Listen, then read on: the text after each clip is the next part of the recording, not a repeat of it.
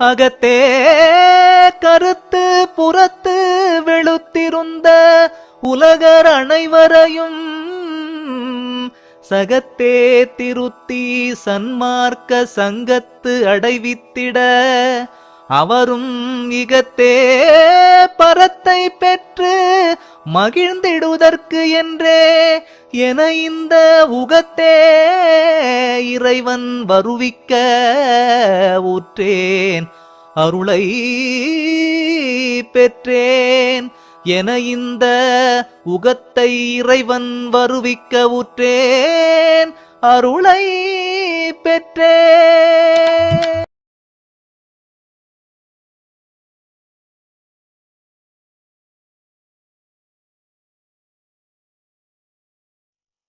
பெருஞ்சோதி அருட்பெருஞ்சோதி அருட்பெருஞ்சோதி அருட்பெருஞ்சோதி திரு அருட்பிரகாச வள்ளலார் திருவடிகளே சரணம். அன்பர்கள் அனைவருக்கும் அடியனுடைய வணக்கம்.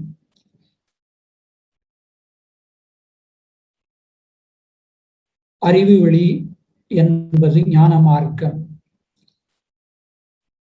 அறிவு வழி ஞான மார்க்கம் இவை இரண்டும் ஜீவகாருண்ய ஒழுக்கம் மூன்றுமாக சேர்ந்து ஒரே பொருளைத்தான் குறிக்கின்றன என்று ஜீவகாருண்ய ஒழுக்கத்திலே வள்ளலார் பெருமான் கூறுகிறார் என்று சென்ற கூட்டத்திலே நான் குறிப்பிட்டேன்.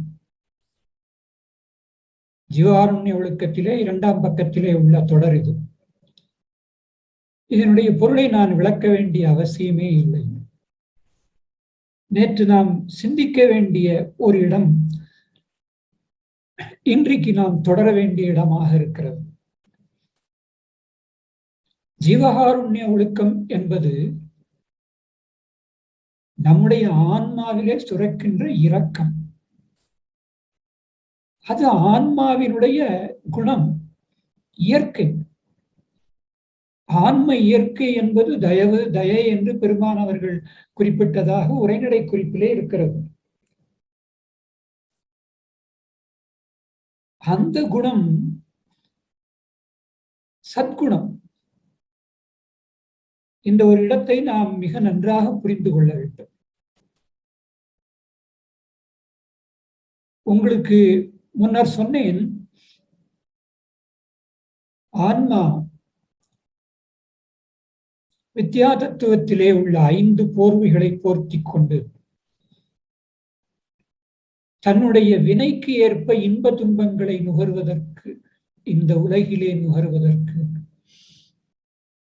ஆயத்தமாகிறது.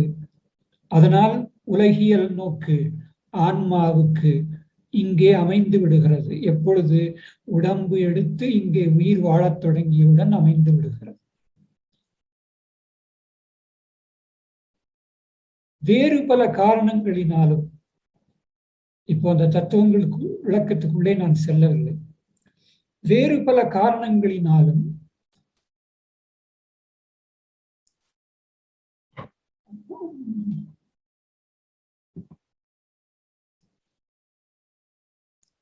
ஆன்மா தன்னுடைய நிலை இன்னது என்று அறிந்து கொள்ள முடியாமல் இருக்கிறது. தன்னுடைய தலைவனையும் அறிந்து கொள்ள முடியாமல் இருக்கிறது. ஆனாலும் உயிருக்கு இயல்பான தயவு, இரக்கம் என்பது இருக்கிறது.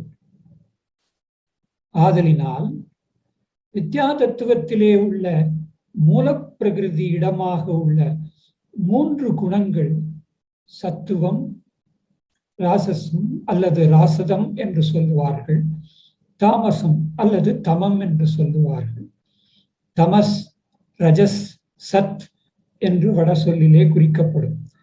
இந்த 3 குணங்கள் உலகெங்கும் காணப்படுகின்றன. இதை ஒழுங்கா சொல்லணும்னா, உலகமே இந்த 3 குணங்களாகத்தான் காணப்படுகின்றன, காட்சி அளிக்கிறது என்று சொல்ல வேண்டும். சாத்திரங்களிலே அப்படித்தான் விளக்கம் இருக்கிறது. நம்முடைய உணர்வு எப்படி இருக்கும் என்றால், ஒரு பொழுது சத்துவமாக இருக்கும், ஒரு பொழுது ராஜசமாக இருக்கும், ஒரு பொழுது தாமசமாக இருக்கும், மாறிக்கொண்டே இருக்கும். ஒரு நாள் காலையிலே எழுந்திருப்போம், மிகவும் மலர்ச்சியாக இருப்போம், நமக்கு வழக்கமாக வருகிற கோபம் கூட வராது, எல்லோரிடமும் சிரித்து பேசுவோம், எல்லாவற்றையுமே எளிதாக எடுத்துக்கொள்வோம், மனதில் எவரை பற்றியும் தவறாக நினைக்க மாட்டோம். என்ன பொருள் என்றால், அந்த நேரத்திலே நீங்கள் சத்துவ குண வயப்பட்டிருக்கிறீர்கள். அதனால மகிழ்ச்சி உங்களுக்கும் உங்களை சார்ந்த பிறருக்கும். இது ரொம்ப அவசியம். இந்த கருத்தை நீங்கள் கூர்ந்து கவனிக்கணும்.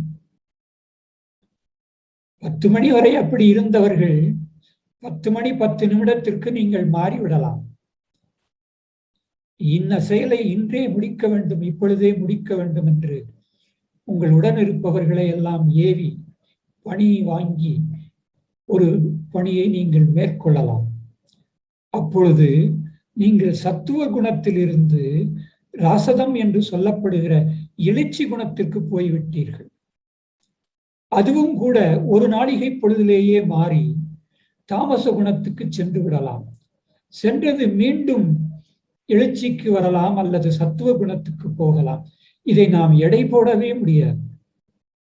இது அறிவியலுக்கு அப்பாற்பட்டது. இதைத்தான் முக்குண வயப்படுதல் என்று சொல்லி சாத்திரங்கள் சொல்லும். அதனுடைய வசமாக நாம் இருப்போம். மாறி மாறி அவை வருவதினாலே நாம் ஒரு நிலையிலே இருக்க மாட்டோம். இந்த மூன்றும் கலந்திருப்பதினாலே அவை 9ஆக பிரியும் என்று சாத்திரங்கள் பேசுகின்றன. நம்முடைய அருப்பா உரைநடையிலையும் ஒரு சிறு குறிப்பு இருக்கு. அதை நான் உங்களுக்கு படிச்சு காட்டுறேன்.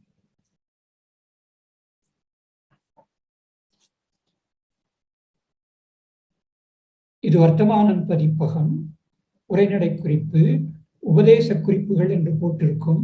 பக்கம் 461. சத்துவம், ராஜசம், தாமசம். தானாக நிற்றல் சத்துவம், ராகத்வேஷாதிகளோடு கூடியது ராஜசம், ஜீவஹிம்சை செய்தல், சோம்பல், நித்திரை முதலியன தாமசம். ஆகையால் இயற்கையாகிய சத்துவத்தோடு கூடி செயற்கையாகிய ராஜச தாமசத்தை சிறுக சிறுக நீக்க வேண்டியதில் சதா ஞாபகம் செய்ய வேண்டியது. சாத்திர விளக்கத்தில் உள்ள ஒரு சிறு பகுதி இதில் அன்பர் குறித்து வைத்திருக்கிறார். தானாக நிற்றல் சத்துவம் என்றால் என்ன பொருள் என்றால், ராஜசம் அல்லது தாமசத்தினுடைய தாக்கம் சத்துவத்திலே இல்லை என்று பொருள். அதற்குத்தான் நான் முதலிலே ஒரு எடுத்துக்காட்டு சொன்னேன். நீங்கள் காலையில் எழும்பொழுதே மகிழ்ச்சியாக இருக்கிறீர்கள் என்று சொன்னேன். ராகம் என்றால் விருப்பம், துவேஷம் என்றால் வெறுப்பம். இது ரெண்டும் சேர்ந்தது ராஜசம். அதைத்தான் நாம் எழுச்சி என்று தமிழிலே சொல்லுவது. ஒன்றிலே விருப்பம் இருக்கும், ஒன்றிலே வெறுப்பு இருக்கும். ராகம், துவேஷம். துவேஷம் என்றால் வெறுப்பு. அது எழுச்சி குணம். ஜீவஹிம்சை செய்தல், உயிரை துன்புறுத்துதல். சோம்பல், சுறுசுறுப்பாக இல்லாமல் சோம்பி இருத்தல். நித்திரை, தேவைக்கு மேல் அளவில்லாமல் தூங்குதல். இவை மூன்றும் முதலியன என்று சொல்லி இருப்பதனால இன்னும் எல்லாம் இருக்கு. எல்லாம் சேர்த்து தாமசம் அல்லது மயக்கம். இதுல என்ன செய்ய வேண்டும் என்ற குறிப்பு இருக்கு. நம்முடைய ஆன்ம அறிவாகிய உணர்வு சத்துவத்தோடு கூடி செயற்கையாகிய ராஜச தாமசத்தை சிறுக சிறுக நீக்க வேண்டியதில் சதா ஞாபகம் செய்ய வேண்டியது. செயற்கைனா வந்து சேர்றதுன்னு அர்த்தம். இந்த 3 குணமுமே வந்துதான் சேருது. ஆனா இப்ப சத்துவ குணம் நம்மை காப்பாற்றுவதாக இருக்கு. சத்துவத்தில் சத்துவம், சத்துவத்தில் ராஜசம், சத்துவத்தில் தாமசம் என்று சத்துவமே 3 வகைப்படும். இதை போல ராஜசம். ராஜசத்தில் சத்துவம், ராஜசத்தில் ராஜசம், ராஜசத்தில் தாமசம். இதை போல தாமசம், தாமசத்தில் சத்துவம், தாமசத்தில் ராஜசம், தாமசத்தில் தாமசம். ஆக மொத்தம் 9. இதுவும் உரைநடை குறிப்பில் இருக்கு, விரிவு இல்லை. அதனால நான் உங்களுக்கு அந்த விரிவை சொன்னேன். சத்துவம், ராஜசம், தாமசம் என்று குணங்கள் 3. ஒவ்வொன்றிலும் 3 சேர்ந்து 9 ஆயின. இந்த 9ம் சுத்தம் அசுத்தம் என்னும் வேதத்தால் 18 ஆயின. இப்படி அது பிரிஞ்சு விரிஞ்சுக்கிட்டே போகுது. அது 540, அதுக்கு மேலே அப்படி பிரிஞ்சிட்டு போகுது. நாம் இப்ப அந்த விளக்கத்துக்குள்ளே செல்லவில்லை. இதுல புரிந்து கொள்ள வேண்டியது ஒன்று என்ன என்றால், உணர்வாகிய அறிவு சத்துவத்தோடு கூடி மற்றைய 2ம் நம்மை தாக்காமல், நம்மை பற்றாமல் தடுக்க வேண்டும். அது இயல்பாவே மாறி மாறி வர்றதுனால நம்மகிட்ட வரும். ஆனால் மிக மிக கவனமாக நாம் அதை தடுத்தல் வேண்டும் என்கிற குறிப்பு இங்கே இருக்கிறது. இப்ப கவனிங்க, ஜீவகாருண்யம் சத்துவ குணம். அது எப்படி சத்துவ குணம் என்றால், சத்துவத்தில் சத்துவமாகிய குணம். அது பிறர்க்கு மகிழ்ச்சியை தருவது, இன்பத்தை தருவது, துன்பத்தை நீக்குவது, தனக்கும் மகிழ்ச்சியை தருவது. அதனாலே சத்துவத்தில் சத்துவம் ஜீவகாருண்யம். இப்படி குணங்கள் எல்லாம் சத்துவ குணங்களாக அமைகிறது. அதை போல ஒரு வரிசையையும் நாம் பார்க்கலாம். ஜீவகாருண்ய ஒழுக்கத்திலே பெருமானவர்கள் இவற்றையெல்லாம் சுபகுணங்கள் என்று குறிப்பிடுவார்கள். சுபகுணம் என்றால் தனக்கும் நலம் தரும், பிறர்க்கும் நலம் தரும். அது சத்துவத்தின் வயப்பட்ட குணம் என்று நாம் அறிய வேண்டும். இப்பொழுது சிந்தியுங்கள்,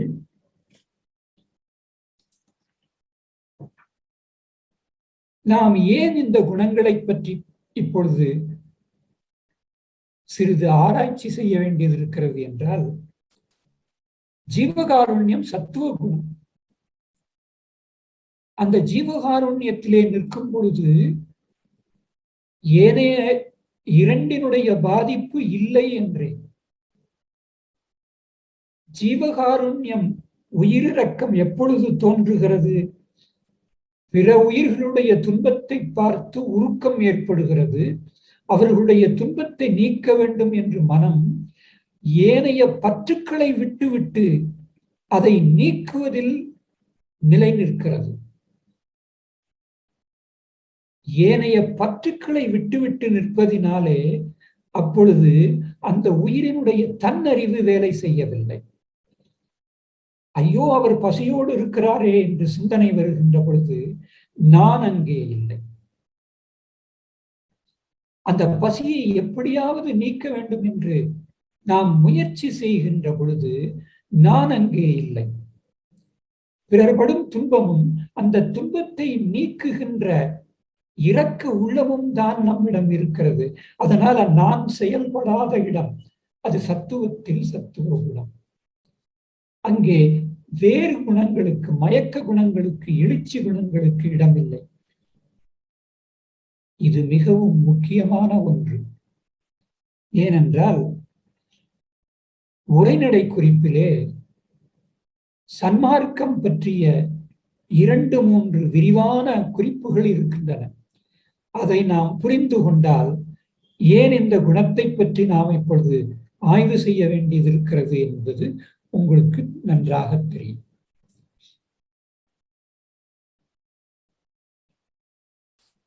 நாம இதுவரைக்கும் பார்த்ததுல சிற்றபை, பொற்சபை, ஞானசபை என்கிற ஒரே பாதையிலே நாம் சென்று கொண்டிருந்தோம்.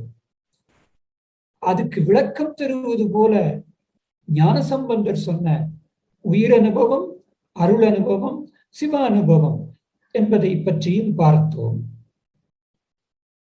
இந்த 2ஐ பற்றியும் நாம் ஆய்வு செய்கின்ற பொழுது தத்துவங்களை கடத்தல் என்பதை பற்றி நாம் நிறைய சிந்தித்தோம். ஏனென்றால் சிந்திக்க வேண்டிய தேவை இருந்தது, சிந்தித்தோம். அது சிறப்புதான். ஆனால் இதோடு ஒட்டியே வருகின்ற இன்னும் 2 முக்கியமான கருத்துக்களை நாம் சிந்திக்க வேண்டியது அவசியம் இருக்கிறது. ஒன்று, ஞானசம்பந்தர் எப்படி தனக்கு போதித்ததாக சொன்னாரோ அதை போல மணிவாசகரும் ஒன்றை பெற்றார் என்று இவர் வள்ளலார் பாடுகிறார். வான் கலந்த மாணிக்க வாசக என்று அவருடைய பாடல் துவங்குகிறது. வான் கலந்தார் என்றால் வெளியில் கலந்தார் என்று பொருள்.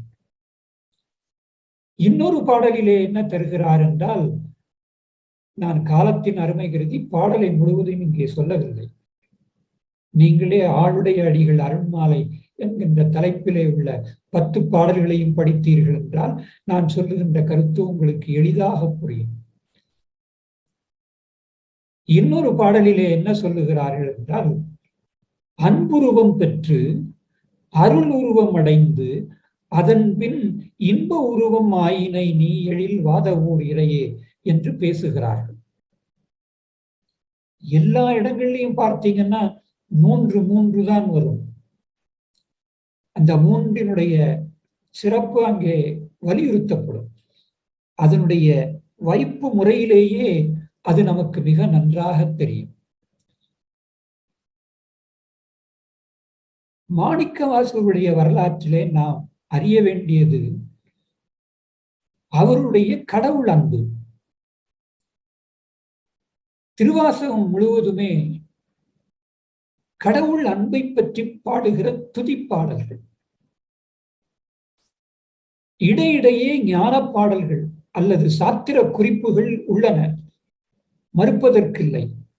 ஆனால் உலகத்தில் வாழ்கின்ற ஓர் உயிர் எங்கனம் ஆன்ம பாதையிலே விரைந்து முன்னேறுவதற்கு முயலுதல் வேண்டும் என்பதற்கு திருவாசகம் ஒரு எடுத்துக்காட்டு. அப்படி இறை அன்பிலே உருகி நின்ற மாணிக்க வாசகர் திருவாசகம் பாடி அருளினார் என்றும், அந்த பாடல்களை சிதம்பரத்திலே உள்ள ஆடல் வல்லான் திருவடி கீழ் பார்த்ததாகவும், அதை பார்த்து அங்கே உள்ளவர்கள் மணிவாசக பெருமானை அணுகி இப்படி அற்புதமான பாடல்களை உருகி பாடி இருக்கிறீர்கள், இந்த பாடல்களுடைய பொருள் என்ன என்று கேட்டதாகவும், மாணிக்கவாசகர் உடன் வந்து பொருள் இவர்தான் என்ற அம்பலக்கூத்தரை காட்டியதாகவும், காட்டிய இடத்திலேயே மறைந்து போனதாகவும் வரலாறு. மாணிக்கவாசகருடைய காலம் ஏறக்குறைய 8ஆம் நூற்றாண்டு. இன்றைக்கு 1300 ஆண்டுகள் கழிந்து விட்டன. அதனால நாம் கால ஆராய்ச்சியும் நமக்கு தேவையில்லை. யார் உடனிருந்து பார்த்தார்கள் என்கின்ற அறிவியல் கேள்வியும் தேவையில்லை. நாம் அங்கே புரிந்து கொள்ள வேண்டியது ஒன்று என்ன என்றால், வள்ளற் பெருமான் மாணிக்கவாசகர் மீது அவ்வளவு ஈடுபாடும் அவ்வளவு பக்தியும் வைத்திருந்தார் என்று சொல்ல வேண்டும் அந்த அவருடைய திருவாசக பாடல்களுக்காக.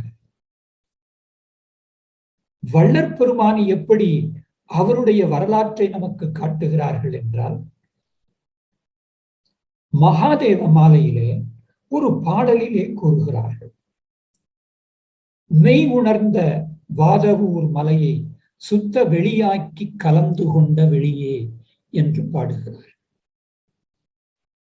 பாடல்ல தொடுப்பு அடி எடுத்த உடனேயே இந்த கருத்தை முன்வைக்கிறார்கள்.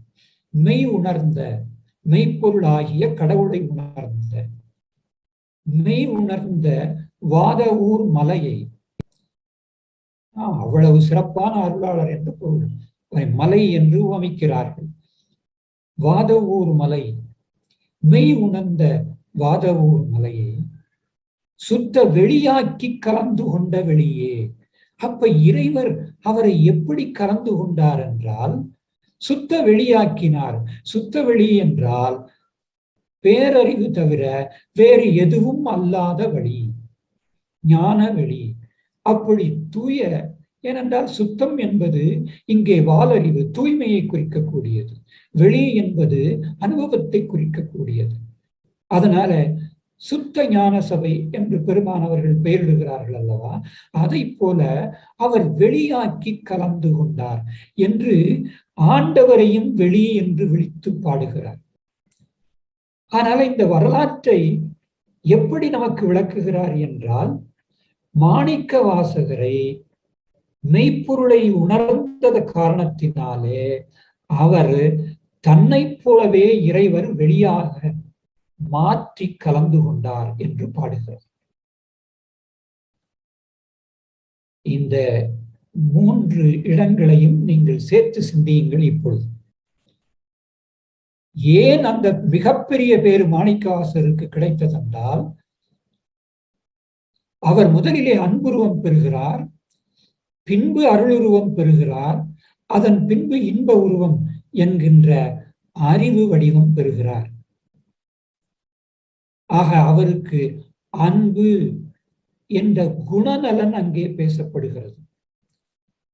அவர் இறை மீது அன்பே உருவமாக ஆனதினால் அவர் அருள் உருவம் பெறுகிறார், இறைவனுடைய அருளை பெறுகிறார். அருள் உருவம் தூய்மையான உருவம், பொன் உருவம்.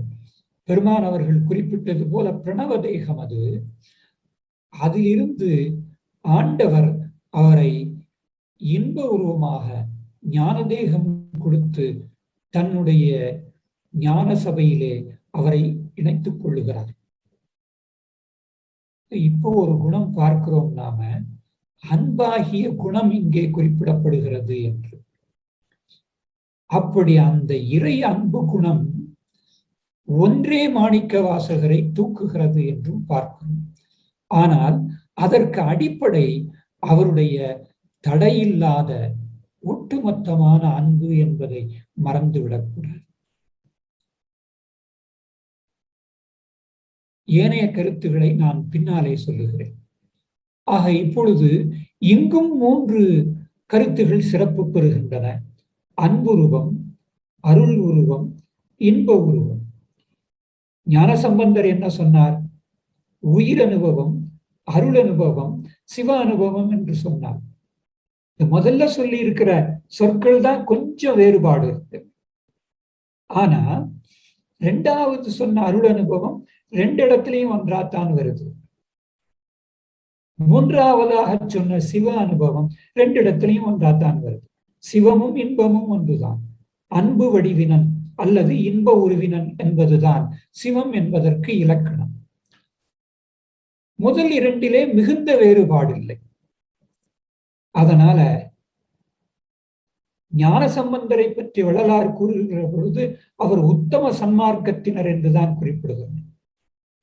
இது ஒளிவிலெடுக்க நூலுக்கு பாயிரத்துக்கு எழுதிய சிறப்பு பாயிரத்துக்கு எழுதிய விரிவுரையிலே பெருமானுடைய குறிப்பு இது. அவர் உத்தம சன்மார்க்கத்தினர் என்று. ஆக ஞான சம்பந்தரையும் மாணிக்க வாசகரையும் நாம் இப்பொழுது சன்மார்க்கத்தினராக பார்க்கிறோம். இப்பொழுது அவர்கள் சமயம் சார்ந்தவர்களாக நம்முடைய கருத்துக்கு புலப்படவில்லை. அவர்கள் ஒரு குறிப்பிட்ட மதம் சார்ந்தவர்களாக நம்முடைய கருத்துக்கு புலப்படவில்லை. அவர்கள் சன்மார்க்கத்தை சார்ந்தவர்கள், சுத்த சன்மார்க்கத்தை, தூய சன்மார்க்கத்தை, ஞான சன்மார்க்கத்தை சார்ந்தவர்களாகத்தான் நமக்கு புலப்படுகிறார்கள். ஜீவகாருண்யம் போலவே அன்பும் குணம் என்றால் இந்த சத்துவ குணத்தை பெருமானவர்களும் குறிப்பிடுகிறார்கள். இந்த இடத்துல குணத்தை பற்றி நான் இன்னொரு கருத்தை இணைக்கப் போகிறேன். நீங்கள் எல்லோரும் திருவடி புகழ்ச்சி படித்திருக்கிறீர்கள். அந்த திருவடி புகழ்ச்சியிலே முதல்ல தொடங்கி கடைசி வரை நீங்கள் பொறுமையாக படித்து பார்த்தால் ஒரு கருத்து நன்றாக புலப்படும். வேதங்களினுடைய முடிவு என்று சொல்லப்படுகின்ற உபநிடதங்களிலே உள்ள இறைவனை பற்றிய திருக்குறிப்பு திருவார்த்தைகளை முதலிலே அடுக்கிக் கொண்டே வருவார்கள். பரசிவம், சின்மயம், பூரணம், சிவபோக பாக்கியம் என்று. பின்பு ஆகமங்களிலே சொல்லப்பட்டிருக்கின்ற அந்த திருக்குறிப்பு திருவார்த்தைகளை கொண்டு வருவார்கள். இவற்றின் பின்னால் பெருமான் மற்ற எதை பேசுவார்கள். இதை முடிக்கின்ற ஒரு வரி இருக்கும். அந்த முடிக்கின்ற வரியை மட்டும் இப்பொழுது நான் உங்களுக்கு சுட்டிக்காட்டுகிறேன்.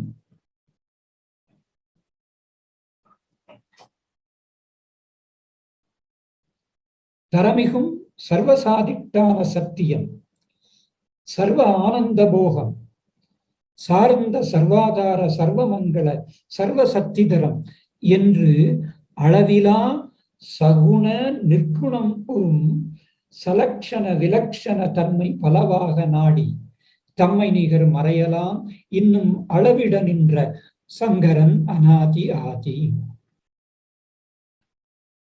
இதன் முழுவதும் நான் விளக்கம் சொல்ல போவதில்லை, உங்களுக்கு தெரியும். இறைவனுக்குள்ள சகுணம் நிர்குணம் என்கின்ற இரண்டுக்கும், சகுணம் என்றால் உருவம் சார்ந்தது, குணம் சார்ந்தது. சகுணம் குணம் சார்ந்தது. வடசொல் இலக்கணத்துப்படி சா முன்னாலே சேர்ந்ததுனாலே சகுணம் என்றால் குணம் சார்ந்தது. நிர்குணம் என்றால் குணம் இல்லாதது. சகுணத்திற்கு உள்ள இலக்கணம் லட்சணம் சலக்ஷணம், நிர்குணத்திற்கு உள்ள இலக்கணம் சலக்ஷணம். ஆக இந்த தன்மைகள் பலவாக நாடி வேதங்கள், உபநிடதங்கள், ஆகமங்கள் ஆய்வு செய்திருக்கின்றன. ஆனால் அந்த ஆய்வுக்கு ஒரு முடிவே இல்லாமல் போயிற்று. அவைகளினாலே காண முடியவில்லை.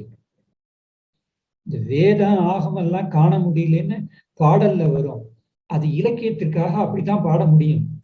அது என்ன பொருள்னா, அந்த வேதத்தை முழுவதும் கற்று அதில் உள்ளபடி அதில் கூறியிருக்கிற அனுபவத்தை பெற்றவர்கள் என்று பொருள். அதே போல ஆகமத்தை முழுவதும் கற்று அதிலே பயிற்சி செய்து அந்த அனுபவத்தை பெற்றவர்கள், அவர்கள் அந்த எல்லை வரைக்கும் தான் செல்ல முடிந்தது என்று பொருள். ஆக அளவைகள் என்று சொல்லக்கூடிய பிரமாணம் என்பவற்றை வைத்து இவை இறைவனை அளக்கத் தொடங்கி அதற்கு மேல் அவைகள் செல்லவில்லை என்றால் அதிலே இருந்தவர்கள், அந்த பேரறிஞர்கள், அருளாளர்கள் அவ்வளவுதான் செல்ல முடிந்தது, இறைவனை புரிந்து கொள்ள முடிந்தது, அணுக முடிந்தது என்று பொருள். ஆக இங்கே குணங்கள் சார்ந்த வடிவம், வடிவம் என்றால் ஒரு பெயர் உண்டு, வடிவம் பெயரும் இருக்குமானால் ஒரு தொழில் உண்டு, தொழில் உண்டென்றால் அதற்கு ஒரு இயல்பு உண்டு, இப்படி பெருகும். ஆக எங்கே உருவ வடிவம் கற்பிக்கப்படுகிறதோ அதற்கு இதெல்லாம் பெறும், குணத்திலிருந்து எல்லாம். நிர்குணம் என்றால் இந்த குணம், பெயர், உருவம், நிறம் எதுவும் இல்லாதது. இப்போ நாம் பேசுவது சத்துவ குணம். இது பிரகிருதி மாயையிலே இருந்து வெளிப்படுவது, மூலப்பிரகிருதியிலே இருந்து வெளிப்படுவது. அதனால் இதுவும் மாயையினுடைய காரியம்தான், செயல்பாடுகள். இருந்தாலும் அந்த மூன்றிலே சத்துவ குணம் நம்மை இறைவனோடு ஒன்றுவிப்பதற்கு உரிய தகுதியை சேர்க்கிறது. ஆதலினாலே சத்துவ குண வயப்படுவது எல்லாமே நம்மை தூய்மையாக்கும். இதை பற்றிய குறிப்பு உபதேச குறிப்பிலே மிக அருமையாக தரப்பட்டிருக்கிறது. அதை